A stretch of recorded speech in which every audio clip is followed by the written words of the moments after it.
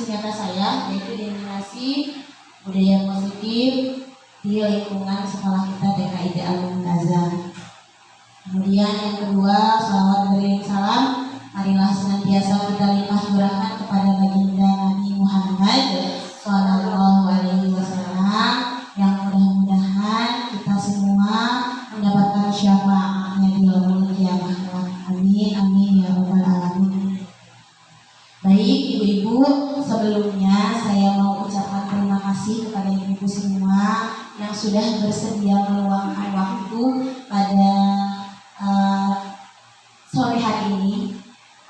Saya menyadari pasti kita sudah lelah, tapi saya harap kita tetap memiliki sisa semangat kita untuk menerima materi di sore hari ini, yang mudah-mudahan materi ini bisa kita terapkan di sekolah kita, yaitu di TKID Al-Muntazah Kaliana. Sebelum saya melanjutkan pemaparan saya dalam destinasi ini, kita lihat sejenak ice breaking ya, gambar yang telah saya siapkan. Silahkan ibu-ibu diamati, kira-kira ini apa ya maksudnya? Tebak gambar. Oh iya, tebak gambar. Kira-kira apa ya? Weli? Itu orang, itu ada orang. Iya. Kira-kira apa ya? Redaksi. Redahi?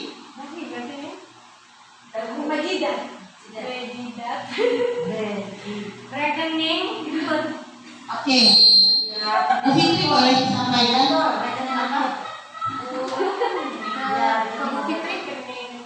Rekening itu. Oke. Coba kita lihat apakah benar itu adalah rekening gendut. Benar. Iya, sekali kita mulai begitu. Ya, terima kasih. Oke.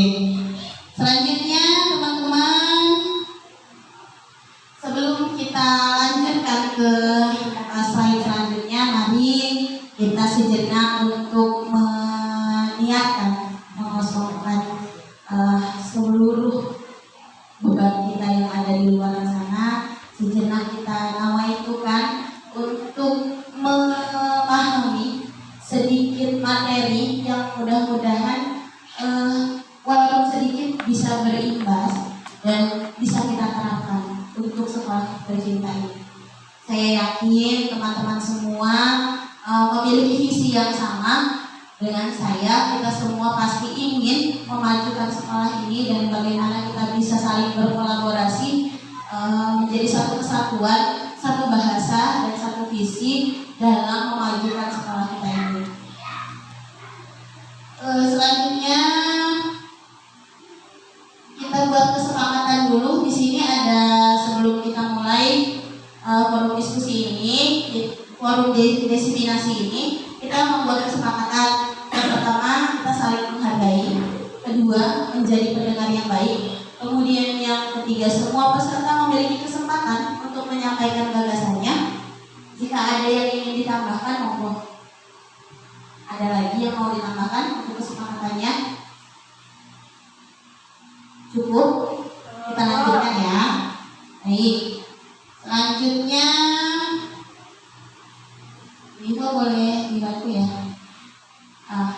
Saya akan menyampaikan aksi nyata saya yang telah saya pelajari.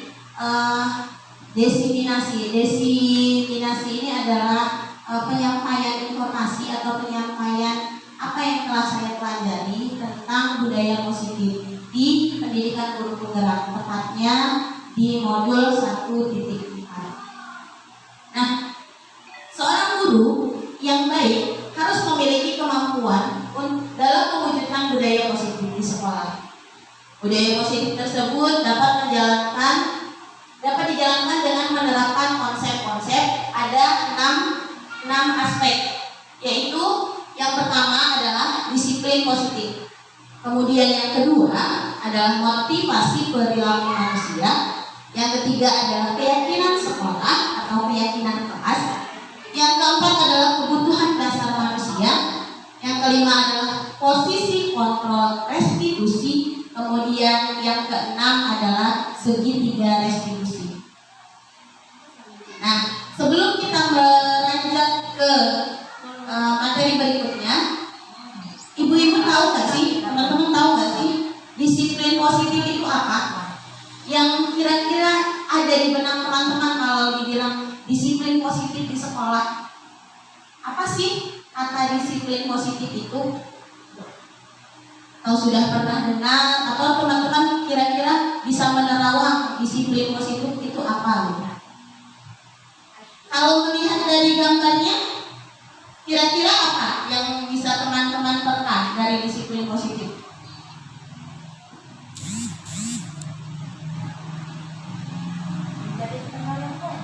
Oke, menjadi pendengar yang baik bisa disiplin positif. Selanjutnya, apalagi selain menjadi pendengar, apalagi?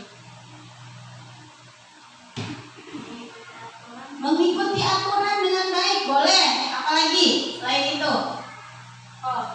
Fokus. Ketika di kelas misalnya ya, itu termasuk disiplin positif. Apalagi yang teman-teman bisa terawang, apa sih disiplin positif seperti itu? Ya, beberapa pernyataan teman-teman itu sudah mewakili disiplin positif. Sekarang kita ke bawahnya. Disiplin positif itu apa? Disiplin positif merupakan suatu cara penerapan disiplin yang mengajarkan anak untuk bertanggung jawab. Kita menumbuhkan kesadaran diri berdasarkan nilai-nilai kebajikan. Boleh lanjut, Ivo. Disiplin positif lebih ke arah disiplin diri yang dapat mengontrol diri dalam melakukan segala tindakan. Ya, disiplin positif itu juga dimulai dari diri sendiri. Bagaimana kita dapat membuat murid memahami dan menyadari berdasarkan motivasi internal, bukan akibat paksaan, pujian ataupun hukuman. Baik, sebelumnya, jadi disiplin positif ini kita akan menerapkan sumber-sumber nilai kebajikan. Nilai kebajikan ini misalnya mengajarkan anak bertanggung jawab. Jadi untuk menggali kebiasaan bagaimana anak bertanggung jawab, kita harus menerapkan disiplin positif. Misalnya anak-anak membereskan alat mainnya setelah mereka melakukan permainan. Nah, itu termasuk disiplin positif. Jadi aturan yang kita buat, tapi itu terus-menerus kita laksanakan. Yang itu nilainya positif, sifatnya positif. Termasuk yang kata teman-teman tadi, ketika belajar harus fokus, kemudian harus mendengarkan. Ya, itu juga termasuk disiplin positif. Dari disiplin positif itu ada 6 karakter yang harus kita kembangkan. Bagaimana kita menciptakan disiplin positif beriman. Jadi apa yang kita lakukan untuk menciptakan disiplin positif anak-anak supaya memiliki karakter beriman? Menurut teman-teman bagaimana? Supaya anak-anak itu beriman. Disiplin positif yang kita lakukan, cara yang kita lakukan, kebiasaan-kebiasaan yang kita lakukan supaya anak-anak itu beriman. Ya, betul. Setiap hari sebelum dan sesudah melakukan kegiatan, baik itu sebelum belajar, sebelum makan, masuk kamar mandi dan sebagainya, kita melakukan doa seperti itu. Kemudian berakhlak mulia. Berakhlak mulia itu banyak ya. Termasuk seperti apa kalau menurut teman-teman kalau untuk berakhlak mulia? Ya, menolong sesama teman. Ya, jadi kita membiasakan anak melakukan disiplin positif, menolong sesama teman. Betul. Ya, selanjutnya kalau untuk mandiri gimana teman-teman?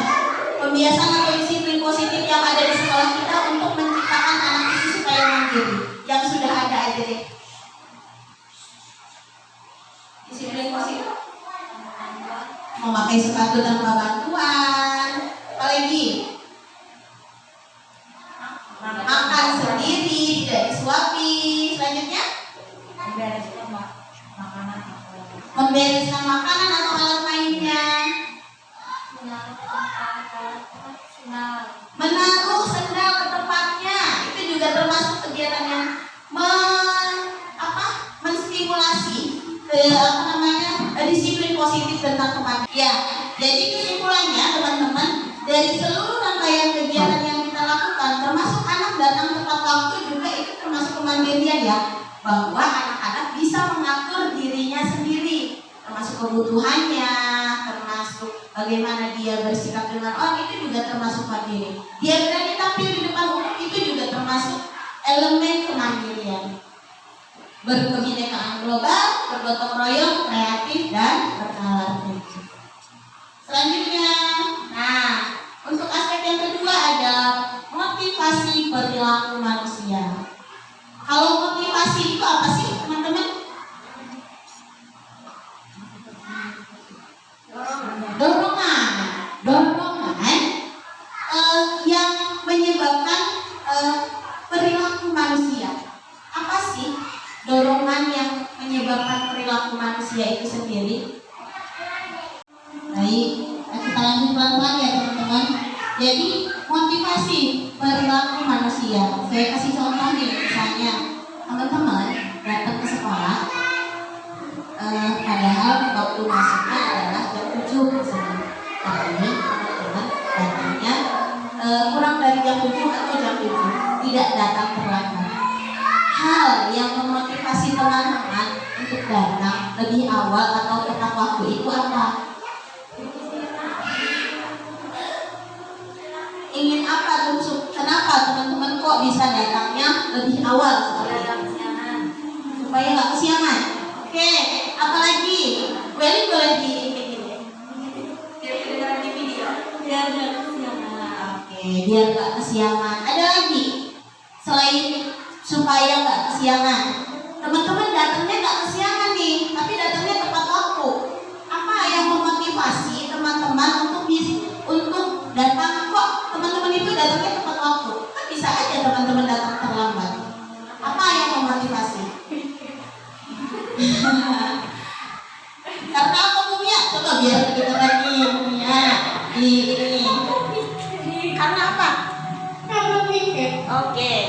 Karena Bumia piket. Artinya Bumia merasa Bumia punya tanggung jawab ya.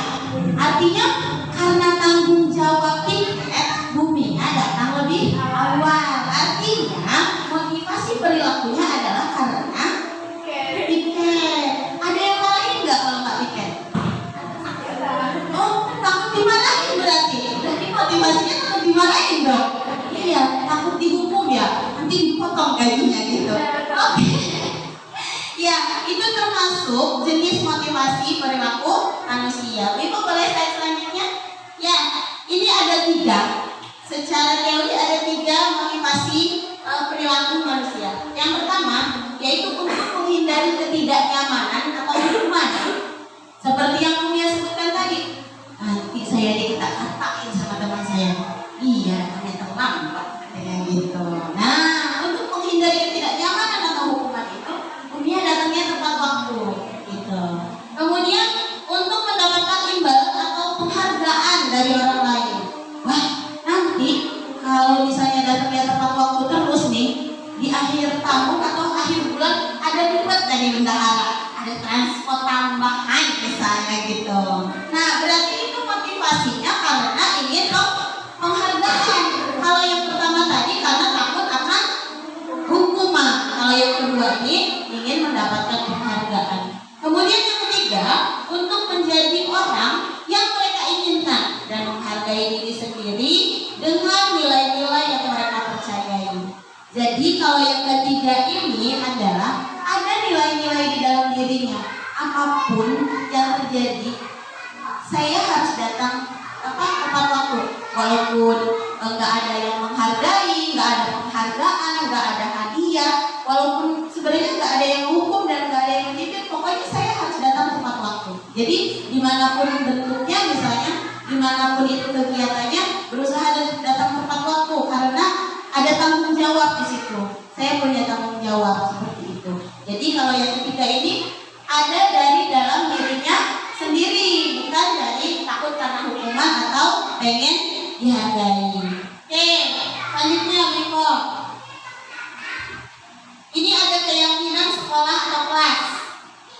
Kita kemarin sudah berdiskusi tentang keyakinan sekolah atau kelas. Keyakinan sekolah atau kelas ini, teman-teman, saya berharap kita bisa sama-sama satu pemahaman atau menyamakan persepsi lah, bagaimana kita bisa menyampaikan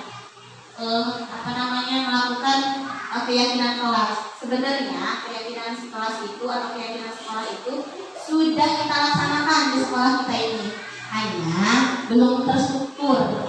Jadi bagaimana caranya supaya kita bisa membuat keyakinan kelas ini dengan cara terstruktur dan satu pemahaman dan satu bahasa, sehingga nanti anak-anak mau masuk di kelas siapapun, mau belajar sama guru manapun, mereka tetap punya pemahaman yang sama, punya keyakinan yang sama, seperti itu. Oke, untuk keyakinan sekolah atau kelas, guru berperan dalam mewujudkan terbentuknya keyakinan sekolah atau kelas dengan adanya kesepakatan antara guru dengan murid. Yang pertama itu sebenarnya kita membuat kesepakatan yang seperti biasa kita lakukan, membuat kesepakatan. Guru hanya memfasilitasi, kemudian anak-anak yang menyampaikan pendapat tentang kesepakatan ini. Nah, kesepakatan ini teman-teman dimulai dari kalimat peraturan. Jadi misalnya kalau dilarang membuang sampah sembarangan, nah itu kan kalimatnya peraturan ya, tapi kalimatnya masih kalimat negatif, dilarang membuang sampah sembarangan. Itu suatu aturan, kita tidak boleh membuang sampah sembarangan. Nah, teman-teman, dari dilarang membuang sampah sembarangan atau tidak boleh membuang sampah sembarangan, kita ubah dulu jadi kalimat positif. Kalimat positifnya apa?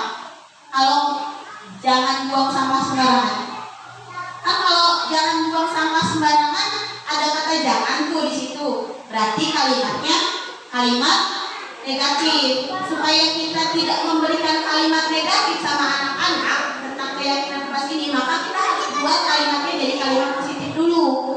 Berarti kalau ada jangannya dihilangin supaya maknanya tetap dilarang buang sampah sembarangan atau jangan buang sampah sembarangan, gimana dong kalimat positifnya? Ya betul, buanglah sampah ada tempatnya, itu kalimat positifnya.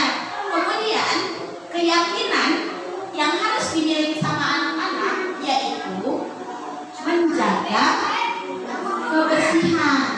Itu jadi anak-anak harus memiliki keyakinan kalau gua nggak boleh buang sampah sembarangan. Oke, berarti buang sampah harus pada tempatnya. Apa keyakinan yang harus dimiliki anak? Menjaga kebersihan, seperti itu. Jadi kalau menjaga kebersihan tidak hanya membuang sampah, bagaimana mereka kalau makan harus kembali dibersihkan.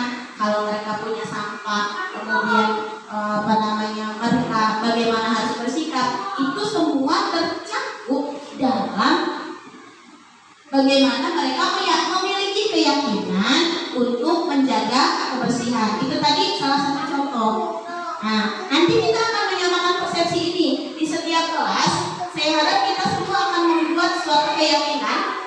Bagaimana cara membuat keyakinan itu dan apa saja keyakinan yang harus dimiliki oleh anak-anak. Oke, selanjutnya before. Keyakinan sekolah atau kelas adalah keyakinan berupa pertanyaan-pertanyaan universal yang mudah diingat dan dipahami serta harus diterapkan di lingkungan sekolah. Pertanyaan-pertanyaan universal, pernyataan universal yang seperti saya bilang tadi, bahwa kita harus merubah dari kalimat larangan atau kalimat aturan menjadi kalimat positif, dan pernyataan itu universal. Jadi kalau jangan buang sampah sembarangan, harus jaga menjaga kebersihan. Kemudian apa namanya apa tadi, jangan buang sampah sembarangan, berarti buanglah sampah pada tempatnya. Jadi pernyataannya universalnya adalah harus menjaga kebersihan. Selanjutnya, nah ini adalah praktik. Bu Ibu boleh ke WA ke sini, ke download. Nah ini adalah praktik saya kemarin membuat keyakinan kelas, tapi ini juga belum maksimal karena masih dalam proses tahap pemahaman. Saya harap nanti setelah kita berkolaborasi dengan baik, kita sudah satu pemahaman, kita bisa memaksimalkan bagaimana cara membuat keyakinan kelas itu sendiri. Nah, ini contohnya penerapan membuat keyakinan kelas.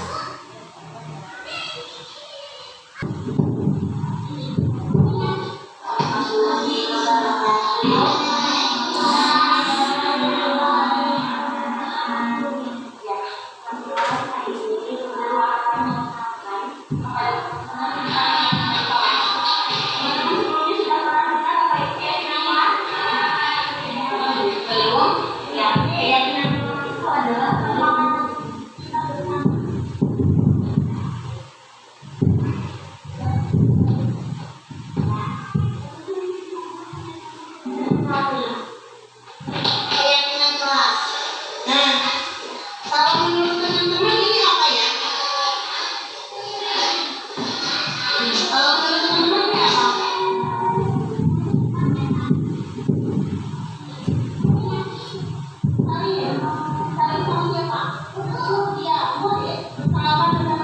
Artinya, murid itu harus menghormati guru. Kemudian yang ini,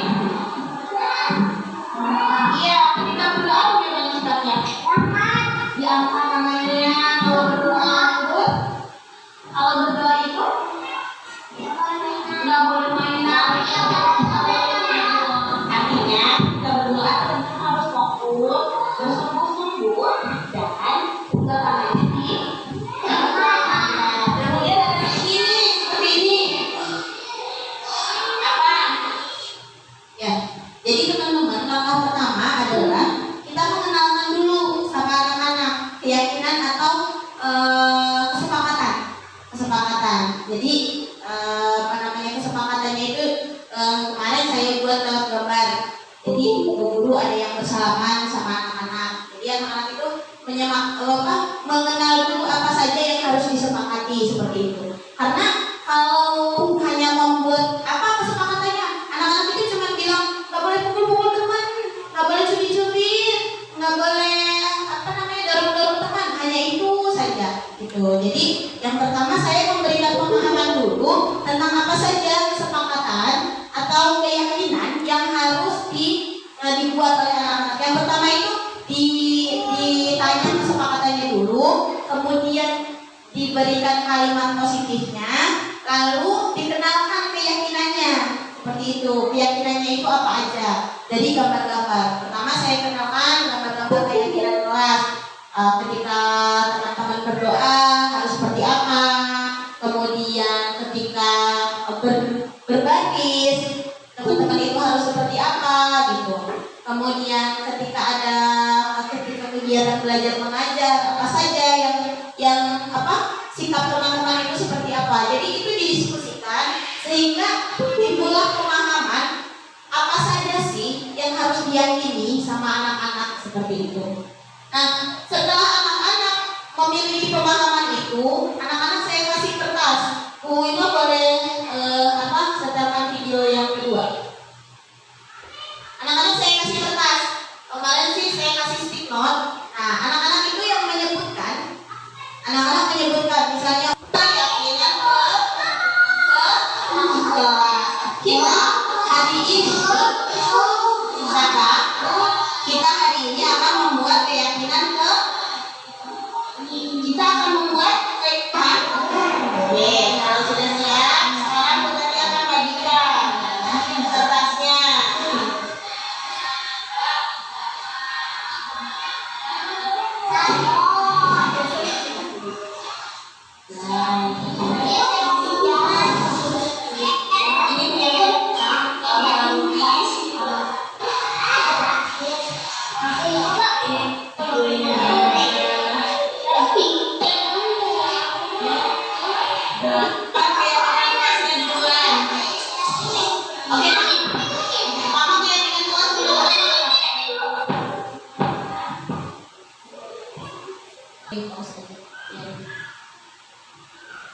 Ya, jadi itu teman-teman, anak-anak saya bagikan slipnote, terus anak-anak menyebutkan, Bu, nggak boleh gangguin teman, katanya. Berarti sayangi teman, hargai teman, kata saya. Iya Bu, katanya.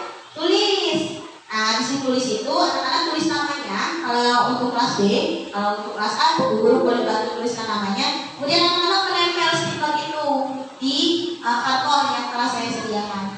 Nah, dari kesepakatan yang mereka sebutkan itu untuk membuat keyakinan itu nggak serta-merta mereka sehari dua hari langsung memahami, langsung berubah jadi solihah semua tertib semua gitu, enggak ya. Jadi ini adalah proses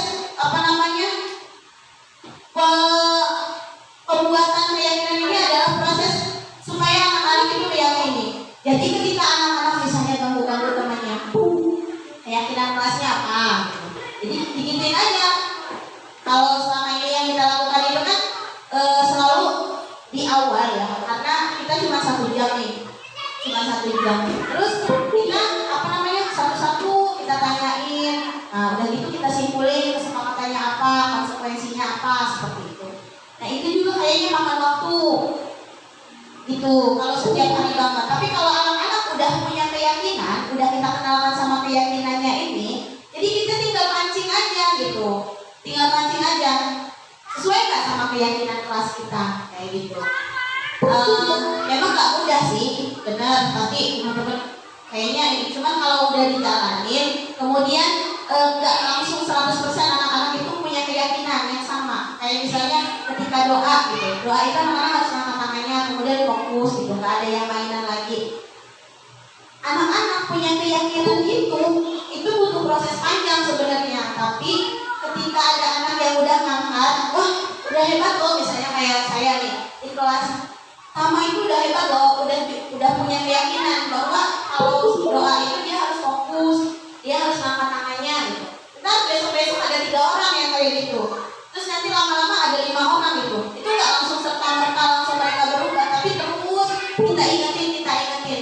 Saya rasa itu lebih efektif dan efisien waktunya ketimbang kita harus tanya satu-satu kesepakatannya. Menurut kamu apa gitu. Karena memang waktunya itu cuma 1 jam kan kita ini. Dan anak-anak itu kalau ditanya aturannya itu cuma gitu aja jawabannya. Cuma bilangnya nggak boleh nakalin teman, nggak boleh dorong-dorong teman, nggak boleh curi-curi teman, cuma gitu aja. Jadi keyakinan yang lain, bagaimana mereka menghargai guru ketika bicara, bagaimana ketika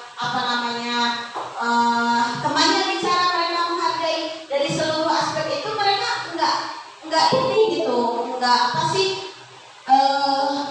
dikesampingkan gitu. Hanya bagaimana mereka bersikap sama teman. Kalau saya sih gitu, kalau ditanyain apa, karena sebelumnya kita belum ada konsep pengetahuan ke anak-anak itu bahwa kesepakatan dan keyakinan yang harus mereka miliki itu apa. Gitu. Ibu boleh lanjut ke yang hijau.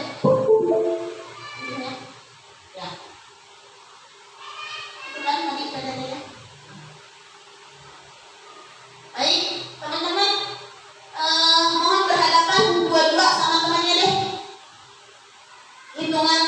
Saya hitung sampai 20. Berhadapan dengan temannya. Bu Citra boleh berhadapan sama Bu Elin, Bu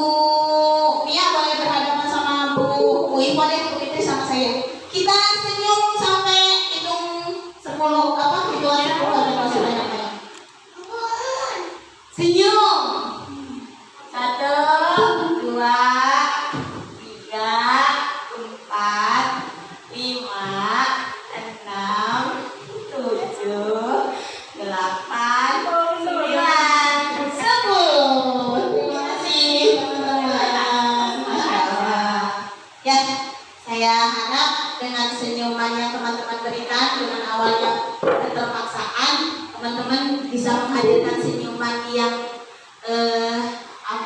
dari lubuk hati yang paling mendalam, bahwa teman-teman bahagia hari ini ya. Ya, lanjut Timo. Kebutuhan dasar manusia. Ya, teman-teman punya kebutuhan dasar nggak? Duit, Timo pasti itu yang paling mendasar ya, duit. Ada lagi selain duit? Benar. Apa lagi? Istirahat itu kebutuhan dasar manusia. Kebutuhan dasar apa? Kebutuhannya ketemu orang tua. Ya. Jadi ada yang butuh uang, ada yang butuh istirahat. Bumia, butuh apa nih? Butuh apa ya? Butuh kasih sayang. Oh, kasih sayang. Masya Allah. Ada yang butuh kasih sayang. Ada yang termasuk pulang kampung itu juga karena butuh kasih sayang ya, berarti. Ya, betul. Hebat loh teman-teman. Kebutuhan dasar manusia itu, Wipo boleh lanjutkan? Seperti yang teman-teman sebutkan tadi, bahwa ketika seorang murid melakukan suatu perbuatan yang bertentangan dengan nilai-nilai kebajikan atau melanggar aturan, hal itu sebenarnya dikarenakan mereka gagal memenuhi kebutuhan dasar manusia.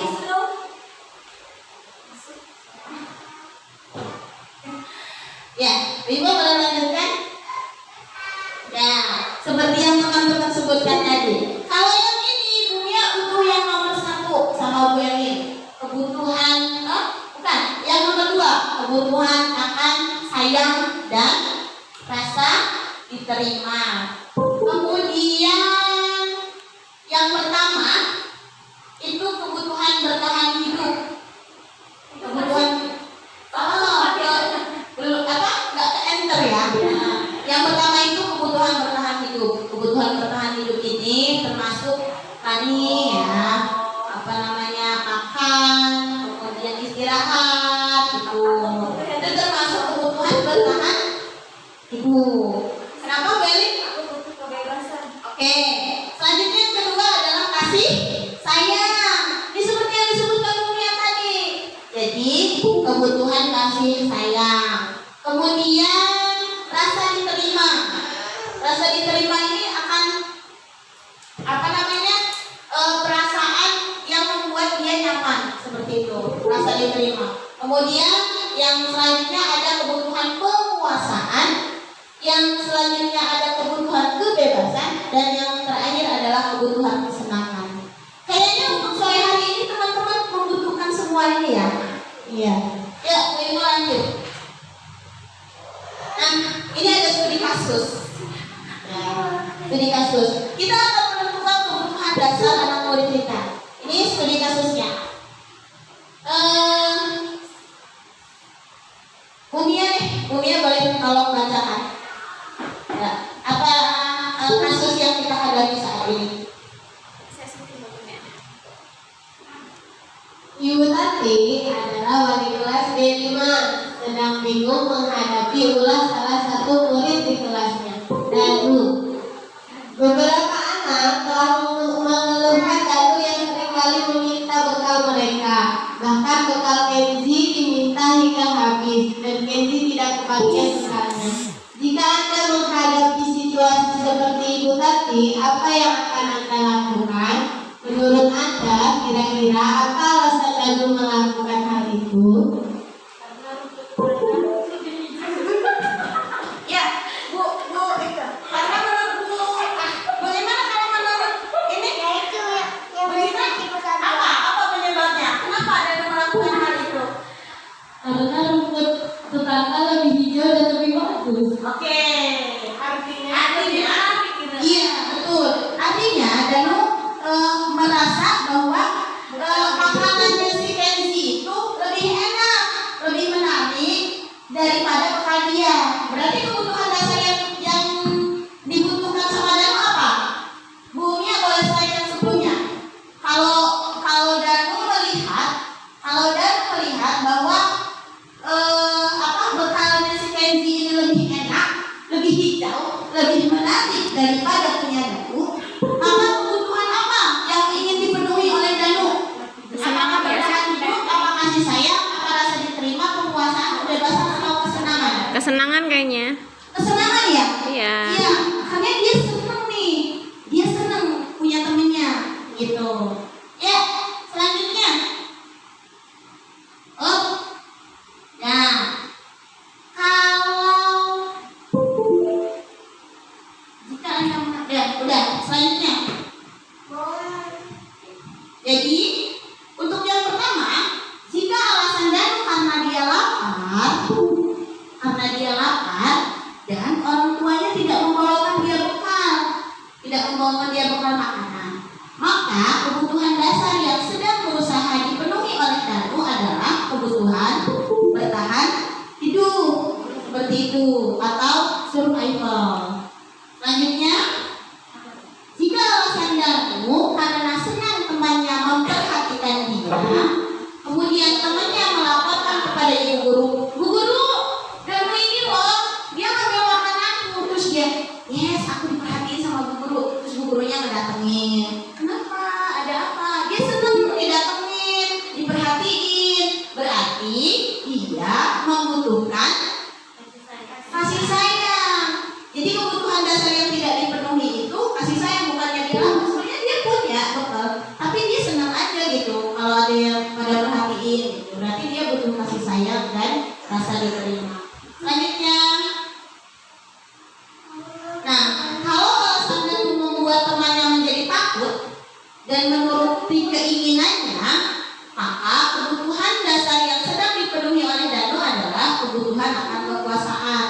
Jadi kalau dia emang senang aja minta ininya teman-temannya, terus temannya jadi takut sama dia, terus dia ngerasa wah dia ini hebat seperti itu, berarti dia memiliki kebutuhan dasar kekuasaan. Selanjutnya, jika alasan Danu karena dia bosan dengan makanan yang dibawakan ibunya, karena ibunya selalu membawakan bekal yang sama, sebab itu Danu ingin mencoba bekal yang dimiliki teman-temannya yang beraneka ragam, maka Danu sedang memenuhi kebutuhan dasar kebebasan. Selanjutnya, nah ini yang terakhir, jika alasan Danu karena iseng aja, dia pengen menikmati ekspresi temannya dan dia menyukai variasi dan ragam makanan punya temannya, kemudian menurut dia ekspresi teman-temannya lucu, senang aja gitu ngelihat punya teman-temannya, terus lucu aja ngelihat teman-temannya pada marah, berarti kebutuhan dasar yang ingin dipenuhi Danu adalah kesenangan. Seperti itu teman-teman. Jadi sebelum kita mengatasi permasalahan anak-anak, kita harus lebih dulu memahami bahwa anak-anak ini punya kebutuhan dasar. Oh, ternyata dia ini bentar-bentar nangis saja, mintanya ini diprioritaskan misalnya sama bu gurunya. Kalau ini cengeng seperti itu. Berarti kita harus memahami nih apa penyebabnya dia. Oh, kayaknya dia ini kurang perhatian deh, butuh kasih sayang. Berarti kebutuhan dasarnya adalah kasih sayang. Ada lagi anak-anak yang so ini banget gitu sama temennya, bentar-bentar ini digangguin, bentar-bentar temennya digangguin. Jadi ada kebutuhan dasar. Nah, tugas kita adalah selain memahami, kita harus mencari teknik dan cara, strategi bagaimana cara kita memenuhi kebutuhan dasar si anak itu. Kalau anak itu memang kebutuhannya kasih sayang, mungkin dia butuh sedikit sentuhan dari kita, perhatian gitu. Jadi kita sesuaikan dengan kebutuhan dasarnya. Masih gitu? Nah, ini selanjutnya adalah posisi kontrol restitusi. Sebelum terakhir ini, ada setelah ini yang paling terakhir. Semangat ya. Posisi kontrol restitusi. Nah, ini kemarin kita masih ingat nggak waktu nonton videonya siapa? Naren. Videonya Naren. Katanya Naren itu datangnya terlambat. Nah, itu posisi beberapa posisi kontrol yang dilakukan oleh seorang guru terhadap muridnya. Nah, apa saja sih posisi kontrol restitusi yang teman-teman ingat dari kasus Sinaren itu? Ada yang masih ingat nggak? Yang kemarin, kenapa kamu datang terlambat? Oh, nggak ada dia yang tadi. Oh iya. Iya. Apa katanya? Ibu gurunya langsung marah-marah kan? Udah sana kamu beli makanan. Oh itu apa? Gurunya sebagai Penghukum. penghukum. Terus ada juga, ya Allah Naren, nanti ibu tuh dimarahin loh sama kepala sekolah, kamu jangan datang terlambat terus. Kan udah ibu yang ngatin. Menyalahkan diri sendiri ya. Diri sendiri gitu loh. Itu, jadi posisi kontrol yang dilakukan gurunya apa? Membuat merasa bersalah. Coba Bu Ibu biar kedengaran dulu nih. Apa Bu Ibu? Yang kedua? Yang pertama apa? Iya, sebagai penghukum. Ya, Yang kedua sebagai membuat rasa bersalah. rasa bersalah. Kemudian yang ketiga, Ini gimana? yang ini Sebagai teman. ya betul. Sebagai teman. Sebagai teman. Terus? Sebagai manajer ya? Ya. Yang terakhir ya? Sebelum Manajer itu apa ya? ini, kalau kamu ngelakuin ini konsekuensinya apa? Kenapa kamu ngelakuin ini? Tahu nggak ini kenapa kayak gini? Bukan. Kayak kita yang sering kita lakuin setiap hari itu. Apa konsekuensinya? Nanti kena konsekuensi pemantau. Ya, harusnya. tepuk tangan dulu dong, Mbak Beko. Satu, dua, tiga, tepuk salut. Salut. Mantap. Terima kasih, Beko. Betul sekali ya. Jadi posisi kontrol restitusi itu adalah bagaimana guru menempatkan diri, memposisikan diri, mengontrol anak-anaknya. Yang pertama adalah posisi kontrol apa? Posisi kontrol penghukum. Yang kedua adalah posisi kontrol. Bu Ibu balik ke Umi aja deh. Umi balik ke bawah. Nah, betul yang disampaikan sama Bu Ibu tadi. Jadi posisi guru sebagai penghukum, kemudian posisi guru sebagai pembuat rasa bersalah, posisi guru sebagai teman, posisi guru sebagai pemantau, dan posisi guru sebagai manajer. Untuk penerapannya teman-teman tadi Masya Allah sudah paham. Terima kasih. Lanjut Bunia. Nah, ini tadi ya, kalau penghukum biasanya guru menghadik atau menunjuk-nunjuk, menyakiti atau menyindir. Kalau membuat rasa bersalah biasanya berceramah dan mengatakan seharusnya kamu tuh begini loh, ibu tuh kecewa banget sama kamu, ibu tuh capek loh, gitu. Itu membuat rasa bersalah. Kemudian kalau teman, sebagai teman itu biasanya membuatkan alasan-alasan untuk muridnya. Kemudian kalau pemantau menghitung dan mengukur. Maksudnya kalau melakukannya begini, kalau salah begini, apa yang akan konsekuensi yang akan diterima? Pasti konsekuensinya ini. Nanti kalau saya melakukan ini, saya akibatnya akan seperti ini. Selalu menakut-nakuti lah dengan konsekuensi. Kena konsekuensi nanti. Nah, itu adalah pemantau. Kemudian yang terakhir adalah manajer. Kalau manajer ini mengajukan pertanyaannya itu adalah suatu pertanyaan yang membuat atau membuka keyakinan anak itu sendiri. Kenapa kok melakukan ini? Kenapa kok datangnya terlambat? Apa yang menyebabkan datang terlambat? Kira-kira menurut kamu apa yang harus kamu lakukan supaya kamu nggak datang terlambat? Jadi anak mencari solusi sendiri seperti itu. Belum lanjut. Setelah teman-teman mengetahui 5 posisi kontrol ini, posisi kontrol yang terbaik yang harus dilakukan oleh seorang guru itu apa? Manajer. Ya, betul sekali. Melin ya? Apa Melin? Iya, betul. Manajer. Mudah-mudahan ya kita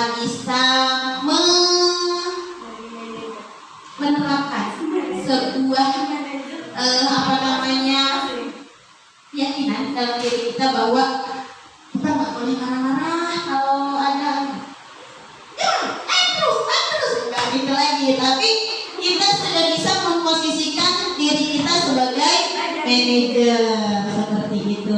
Tepuk salam dulu dong. Bu Elin, 1, 2, 3, tepuk salut. Salut. Mantap. Boleh dilanjut, Piko. Ada saya. Ada duduk dulu sih. Ya, kamu nih. Posisi kontrol restitusi. Di antara kelima posisi kontrol tersebut, sebaiknya seorang guru menggunakan posisi kontrol restitusi, yaitu sebagai manajer seperti yang teman-teman sebutkan tadi. Lanjut, Riko, betul sekali. Oke, nah ini dia posisi kontrol restitusi. Apa itu? Kayak ketakutan deh itu anaknya. Kayak ngakak. Iya, ini lagi marah ini. Jadi ini kemarin itu kasusnya adalah si Aisyah itu ambil tasnya almarhum itu kesenggol, terus tasnya karena jatuh, tasnya air minumnya jatuh pecah gitu. Jadi dia masih menggubu-gubu, dia harus marah-marah sama si Aisyah. Nah, terus saya panggil dia. Nah, saya menerapkan posisi kontrol sebagai manajer. Saya cari dulu permasalahannya itu apa, gitu. Nah, ini sebagai manajer, guru dapat membuat suatu bersama murid, mempersilahkan murid bertanggung jawab dan mendukung murid agar dapat menemukan solusi. Kenapa kok yang dipanggil adalah Al-Faruqi? Karena Al-Faruqi ini setelah si botol minumnya pecah ini ngamuk dia sama si Aisyah, marah dia. Pokoknya kata-katain Aisyah sampai Aisyahnya itu nangis, nggak dikasih kesempatan ngomong gitu. Jadi dia saya panggil bagaimana untuk meredamnya itu tadi, apa penyebabnya gitu. Lanjut, Bifo. Nah, untuk menerapkan posisi kontrol sebagai manajer itu kita harus melaksanakan segitiga restitusi namanya. Nah, ini dia segitiga restitusi. Lanjut, Bifo. Untuk segitiga restitusi itu sendiri ada 3 tahapan. Yang pertama, menstabilkan identitas. Yang kedua, validasi tindakan yang salah. Kemudian yang ketiga, menanyakan keyakinan. Untuk validasi menstabilkan identitas ini, anak lagi marah nih. Nah, kita stabilin dulu. Kenapa dia marah? Ada apa? Yang jadi penyebabnya apa? Gitu, kita tanya dulu. Ya, boleh. Untung aja marahnya cuma segitu. Untung marahnya misalnya dia ngamuk-ngamuk sama temennya. Kalau kayak kasusnya Al-Rubi kemarin, dia cuma marah-marah. Jadi saya tidak nggak boleh marah loh gitu. Nggak kasih tahu gitu sama dia. Wajar sih kalau kamu marah. Pasti kita marah kalau air minum kita pecah botolnya. Untung kamu cuma marah-marah. Kamu nggak mukul dia, kamu nggak balas dia dengan mecahin botolnya lagi gitu. Jadi dia merasa ada yang mendukung. Nah, sedikit ada meregang emosinya gitu. Jadi setelah stabil identitasnya, kemudian kita validasi tindakan yang salah. Nanti validasi tindakan salah itu contohnya kayak gini.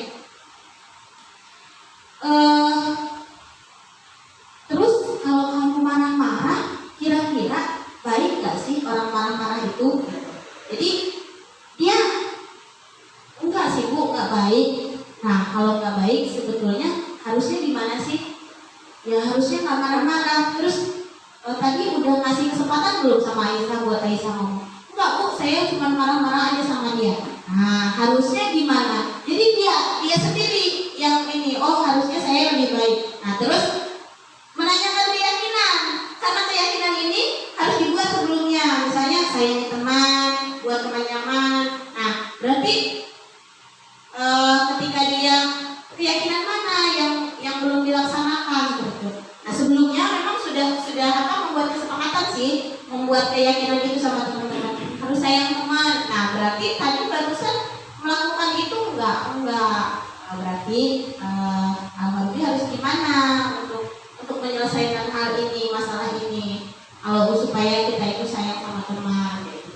Nah, baru dia ngomong, iya Bu, saya harus mendengarkan Aisyah itu minta maaf, saya harus maafin. Nah, terus baru kita kasih nasihat-nasihat. Jadi tidak serta-merta langsung menyalahkan, nggak boleh loh nak, itu tuh nggak baik loh nak gitu. Itu langsung anak itu langsung apa sih kayak kita aja sih, misalnya kita ngelakuin kesalahan terus kita langsung disalahin gitu. Jadi ada langkah-langkahnya, namanya tahapan dalam segitiga restitusi. Lanjut. Nah, ini menstabilkan identitas seperti yang saya ceritakan tadi. Menstabilkan identitas dilakukan berdasarkan prinsip bahwa membuat kesalahan adalah bagian dari proses pembelajaran yang nantinya akan menggeser identitas gagal ke arah identitas sukses. Lanjut, before. Menstabilkan identitas yaitu berbuat salah itu hal yang manusiawi, hal yang wajar. Kita kasih pernyataan seperti itu. Tidak ada yang manusia yang sempurna. Kita pasti bisa menyelesaikan permasalahan ini. Bapak atau ibu tidak tertarik untuk mencari tahu siapa yang benar atau siapa yang salah. Tapi bapak ibu lebih tertarik untuk menyelesaikan masalah ini. Kalau kamu menyalahkan dirimu sendiri terus menerus, apa kamu bersifat baik pada dirimu sendiri? Kalau ini untuk kasus yang menyalahkan diri sendiri. Kalau yang kasus Al-Harubi ini adalah yang menyalahkan orang lain. Selanjutnya, validasi tindakan yang salah. Validasi tindakan yang salah adalah dilakukan berdasarkan prinsip bahwa setiap orang berupaya memenuhi suatu kebutuhan tertentu, sehingga guru atau orang tua akan bergeser dari pemikiran stimulus respon menjadi proaktif, serta akan lebih mengenali dan mengakui kebutuhan murid atau anaknya. Lanjut, ya, yang terakhir adalah menanyakan keyakinan. Yang mana menanyakan keyakinan dilakukan dengan memberi pertanyaan-pertanyaan bermakna kepada murid atau untuk memunculkan motivasi intrinsik sehingga mampu mengaitkan keyakinannya dengan tindakan yang salah yang baru ia lakukan. Selanjutnya, Bimo.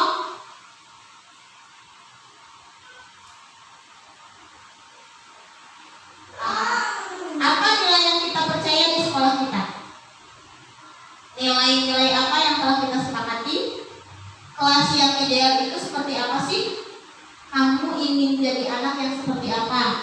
Apa yang kamu rasakan? Ketika kamu melakukan itu, kamu menjadi orang yang seperti apa? Nah, ini adalah alternatif menanyakan keyakinannya. Bisa kita tanyakan salah satunya, misalnya kayak kasusnya Al-Harubi ini. Apa nilai yang kita percayai di sekolah kita? Ya, sama sesama teman itu harus saling menyayangi, harus saling menghargai, seperti itu. Ya, selanjutnya. Nah, baik teman-teman, setelah rangkaian ini tadi, saya berharap kita semua bisa meyakini dan mempercayai bahwa seorang guru yang baik harus memiliki kemampuan dalam mewujudkan budaya positif di sekolah. Budaya positif tersebut dapat dijalankan dengan menerapkan konsep-konsep seperti yang kita sebutkan di awal tadi. Adalah yang pertama, kita bisa menerapkan disiplin positif, kemudian kita bisa menerapkan motivasi perilaku manusia, kita bisa memahami apa yang menjadi penyebab anak-anak itu melakukan suatu hal, kemudian kita bisa membuat keyakinan sekolah atau keyakinan kelas, kemudian kita juga bisa memahami kebutuhan dasar yang dibutuhkan oleh anak-anak kita. Kemudian kita bisa memposisikan diri kita sebagai manajer sesuai dengan posisi kontrol restitusi. Dan untuk menerapkan itu semua, ketika ada anak yang bermasalah, kita bisa menerapkan segitiga restitusi seperti itu. Ya, terima kasih. Selanjutnya saya ingin ada satu perwakilan Bu Fitri deh, refleksi. Apa sih perasaan Bu Fitri setelah menerima informasi atau materi yang baru saja didapatkan seperti itu? Apa yang Bu Fitri dapatkan dari materi ini? Apa aja ya? Apa segitiga restitusinya? Apa posisi kontrolnya? Apa yang Bu Fitri rasakan seperti itu? Di sini yang saya Bu Ivo, itu. dapat Nanti dulu Bu Fitri.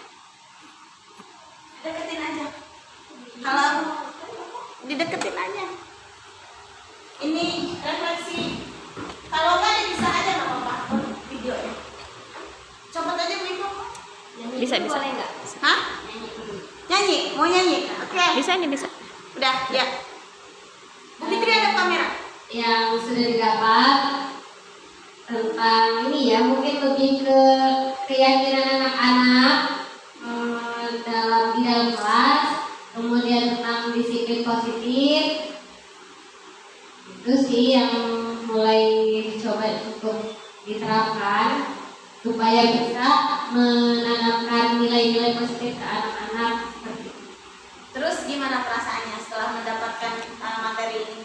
Perasaannya ya lebih lebih terbuka ya. Oh iya ya, yang tadinya kita misalkan masih suka marah-marah, oh ternyata itu salah ya gitu. Oh sebaiknya seperti ini. Oke, terima kasih Bu Fitri. Ya, sama. Selanjutnya Bu Mia deh. Oke, boleh. Tanya. Jadi saya mungkin bener ya kata Bu Fitri tadi, jadi lebih terbuka gitu pikirannya. Oh iya, ternyata harusnya kita menerapkan seperti ini, jangan langsung marah-marah ke anak gitu.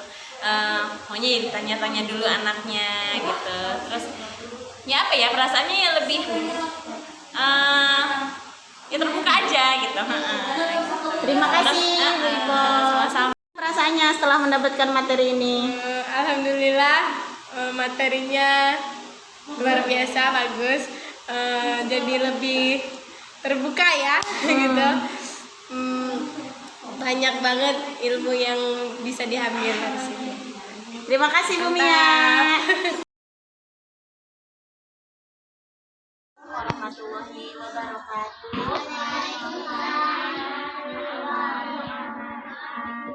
Ya, teman-teman, hari ini Bu Guru akan mengenalkan kepada teman-teman tentang keyakinan kelas. Teman-teman sebelumnya sudah pernah dengar apa itu keyakinan kelas? Belum? Ya, keyakinan kelas itu adalah kesepakatan kita bersama supaya kegiatan kita berjalan dengan baik. Ya, teman-teman di sini Bu Guru punya contoh keyakinan kelas nih. Keyakinan kelas. Nah, kalau menurut teman-teman ini apa ya? Kalau menurut teman-teman ini apa?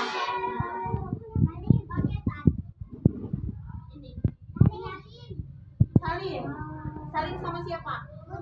Iya, murid bersalaman dengan guru. Artinya, murid itu harus menghormati guru. Kemudian yang ini. Iya, ketika berdoa bagaimana sikapnya? Diangkat tangannya kalau berdoa. Terus kalau berdoa itu nggak boleh mainan, nggak boleh ngobrol. Artinya ketika berdoa teman-teman harus fokus, bersungguh-sungguh, dan kedua tangannya di tangan apa kalau menerima? Tangan kanan. Baik apa?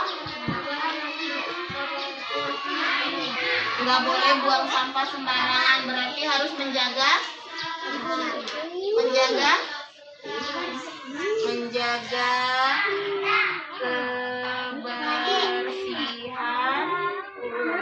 kelas. Mereka boleh tulis namanya. Berarti sayangi teman ya. Sayangi teman. Sayangi teman. Tidak boleh berantem. Oke, selanjutnya ada lagi yang belum? Tama, apa menurut Tama? Gak boleh nakal. Berarti sayangi teman ya. Sayangi teman. Sayangi teman,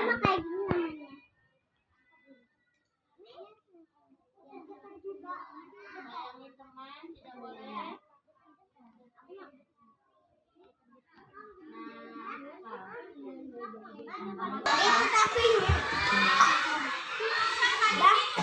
Sedang membuat keyakinan kelas ya.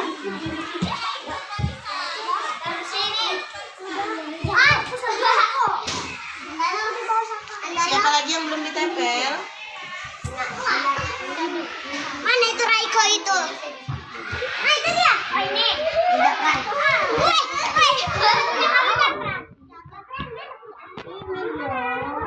Ya, teman-teman teman-teman sudah? Sudah semua?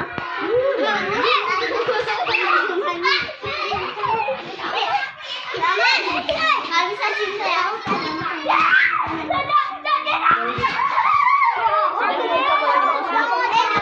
Warahmatullahi wabarakatuh.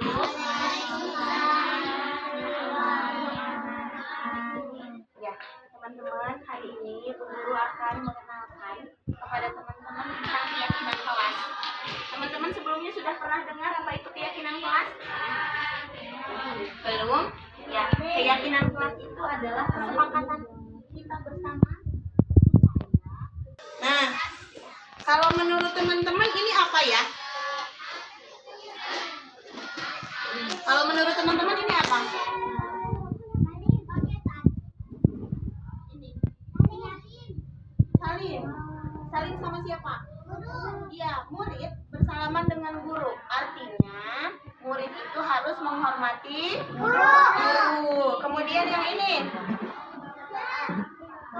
Iya, ketika berdoa bagaimana sikapnya? Diangkat tangannya kalau berdoa. Terus, kalau berdoa itu nggak boleh mainan, nggak boleh ngobrol. Artinya ketika berdoa teman-teman harus fokus, bersungguh-sungguh, dan kedua tangannya diangkat. Kemudian ada lagi nih seperti ini. Sekarang Bu Tati akan bagikan kertasnya.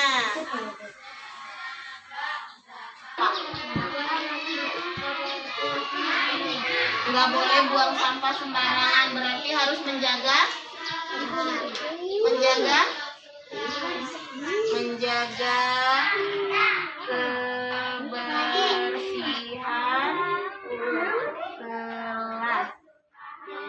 Mereka boleh tulis namanya. Alika, teman, sayangi teman, tidak boleh berantem. Sedang membuat Anda kita sedang membuat apa? Sedang membuat keyakinan kelas ya.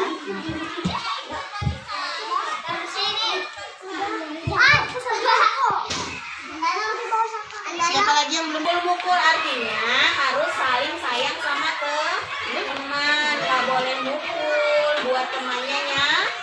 Nyaman. Kakak tadi kesepakatan kelas menentukan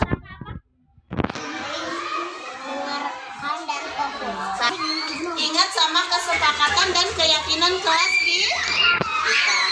Oke, terima kasih teman-teman untuk kegiatan keyakinan kelas kita hari ini. Kita akan lanjut ke kegiatan selanjutnya.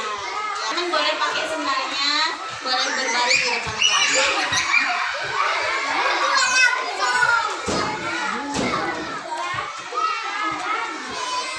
Mana ini, Bu?